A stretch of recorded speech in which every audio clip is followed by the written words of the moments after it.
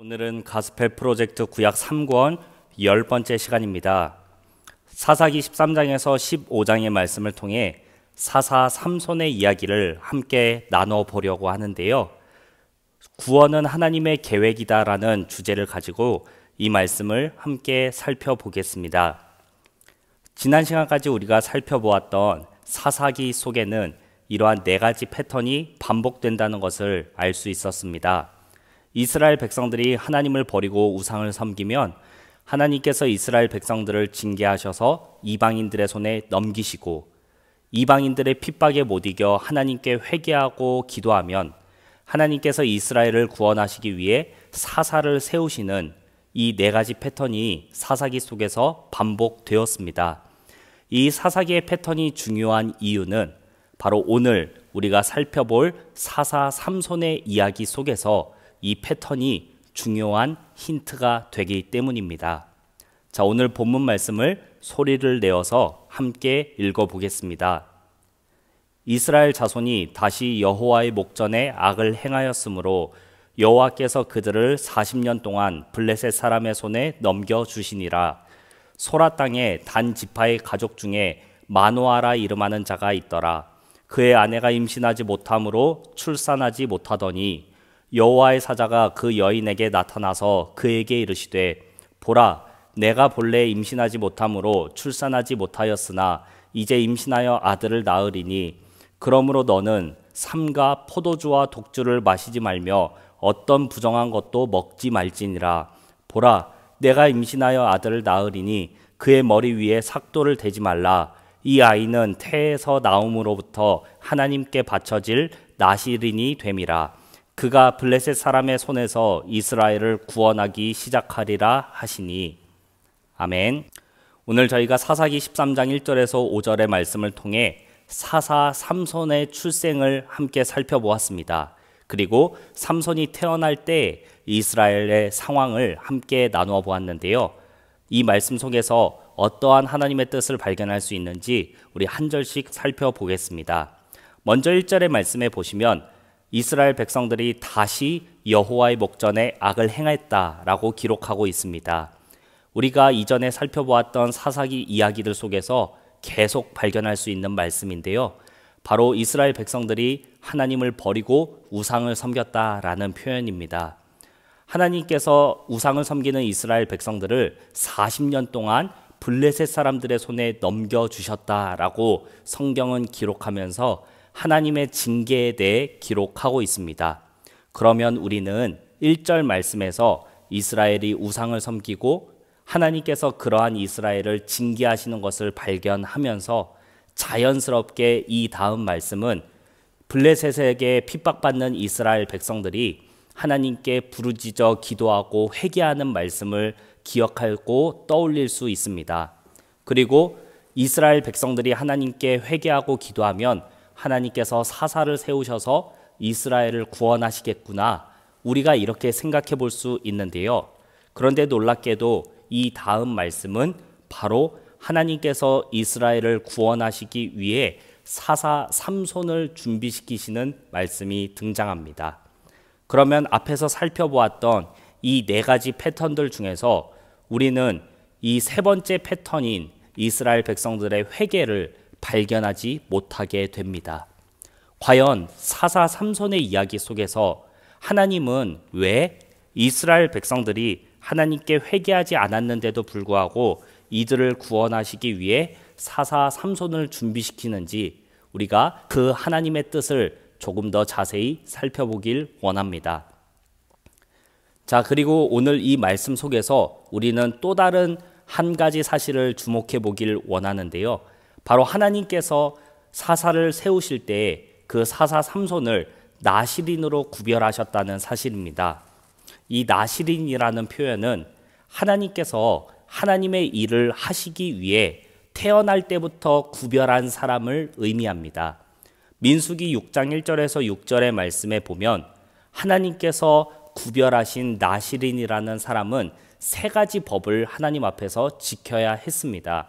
바로 포도주를 마시면 안 되었고, 삭도로 머리를 자르면 안 되었고, 시체나 부정한 것을 만지면 안 되는 세 가지 법을 하나님 앞에서 지켜야 했습니다.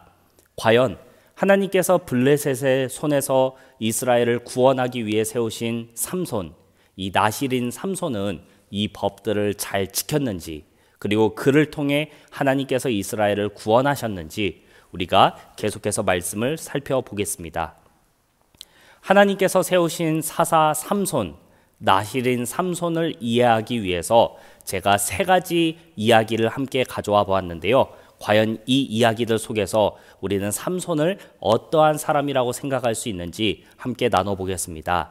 첫 번째로 사사 삼손은 이방 여인을 아내로 맞이하려고 했습니다.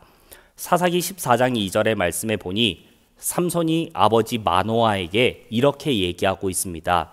아버지, 내가 딥나에서 블레셋 사람의 딸들 중에서 한 여자를 보았사오니 이제 그를 맞이하여 내 아내로 삼게 하소서.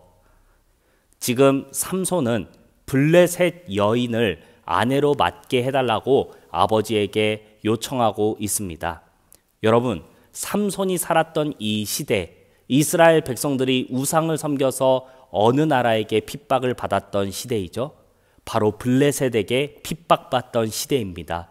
그것도 40년 동안이나 블레셋의 핍박과 억압을 받았던 시대인데, 지금 삼손은 그 블레셋 여인과 결혼을 하게 해달라고 이 시국에 아버지에게 얘기하고 있습니다. 심지어 신명기 7장 3절에서 하나님은 모세를 통해 이스라엘 백성들에게 이방인들과 결혼하지 말라 분명하게 말씀하셨음에도 불구하고 삼손은 지금 블레셋 여인과 결혼을 하게 해달라고 아버지를 조르고 있습니다. 이 이야기만 보아도 삼손이라는 사람이 얼마나 제멋대로인 사람인지를 우리가 알 수 있습니다. 두 번째로 사사 삼손은 자신이 나실인이라는 사실을 개의치 않아 하며 시체에 손을 대었습니다. 사사기 14장 8절에서 9절에 보면 이런 이야기가 나옵니다. 얼마 후에 삼손이 그 여자를 맞이하려고 다시 가다가 돌이켜 그 사자의 죽음을 본즉 사자의 몸에 벌떼와 꿀이 있는지라 손으로 그 꿀을 따서 걸어가며 먹고. 자, 이 이야기를 보니까 삼손이라는 사람은 나실인으로서 시체에 손을 대면 안 되는 것을 알고 있음에도 불구하고 그 사자의 시체에 있었던 꿀을 먹기 위해 시체를 만지고 그 꿀을 떠서 먹었다는 것을 알 수 있습니다. 심지어 삼손은 이 꿀을 떠다가 부모에게 갖다 주어 부모도 부정하게 하는 사람이었습니다. 이것을 보면서 우리는 삼손이라는 사람이 자신의 즐거움과 자신의 일을 하기 위해서 하나님의 말씀을 무시하고 제멋대로 행동하는 사람이라는 것을 알 수 있습니다. 마지막 세 번째 이야기는 이렇습니다.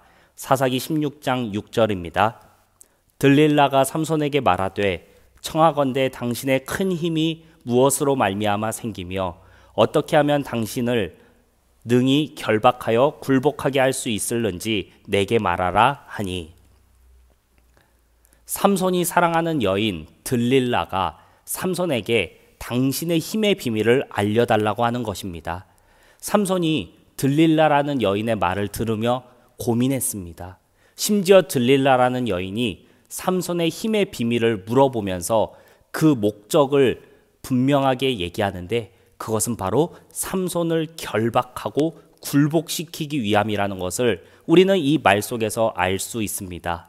그런데 삼손은 이 말을 들었음에도 불구하고 사랑하는 여인 들릴라가 원하는 대답을 이 들릴라에게 해주며 자신의 힘의 비밀을 가지고 장난치는 모습을 우리가 이 이야기 속에서 발견할 수 있습니다.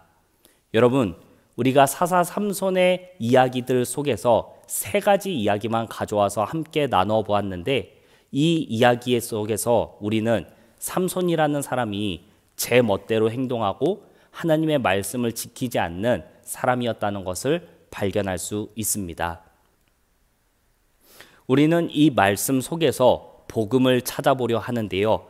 바로 삼손이라는 사람이 등장할 그 시기에 이스라엘 백성들이 하나님께 회개하지 않았음에도 불구하고 이스라엘을 구원하시는 하나님의 모습 속에서 우리는 복음을 찾아볼 수 있습니다. 그리고 두 번째로 제 멋대로인 삼손이었지만 하나님께서 그를 사용하셔서 이스라엘을 블레셋의 손에서 구원하셨다는 사사기 16장의 말씀을 통해서 우리는 하나님의 복음을 발견할 수 있습니다. 이 두 가지 사실을 통해서 우리가 발견할 수 있는 복음은 무엇입니까?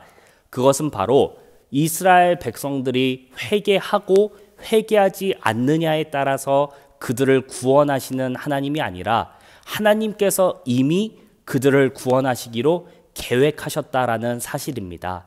마찬가지로 삼손이라는 사람이 하나님의 말씀을 잘 지키지 않고 제멋대로 살았던 사람이지만 하나님께서는 그런 삼손을 통해서도 이스라엘을 구원하셨다라는 그 은혜 속에서 우리는 복음을 발견할 수 있습니다.